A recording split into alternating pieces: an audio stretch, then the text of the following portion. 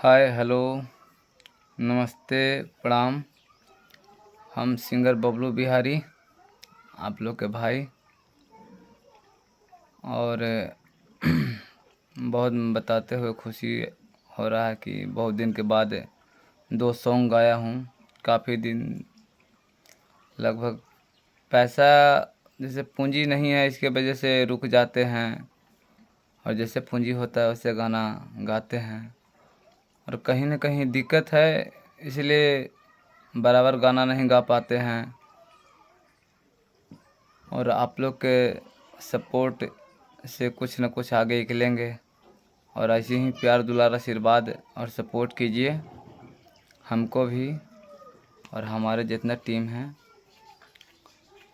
और बहुत जल्द आप लोग के बीच सावन के गाना लेके आएंगे। और गाना मेरा आया है धूम एंटरटेनमेंट म्यूजिक गुरारू से, सैड सॉन्ग है। और मेरा एक चैनल है, उस चैनल का नाम है सिंगर बबलू बिहारी ऑफिशियल। उस चैनल को आप लोग सब्सक्राइब कीजिए, लाइक कीजिए और प्यार दुलार आशीर्वाद दीजिए उस चैनल पर भी। जैसे सबको आप लोग दे रहे हैं, वैसे हमको भी दीजिए। और बहुत जल्द आप लोग के बीच अपने चैनल से गाना छोड़ेंगे, सिंगर बबलू बिहारी ऑफिशियल से। सावन का एल्बम उसी चैनल से छोड़ेंगे।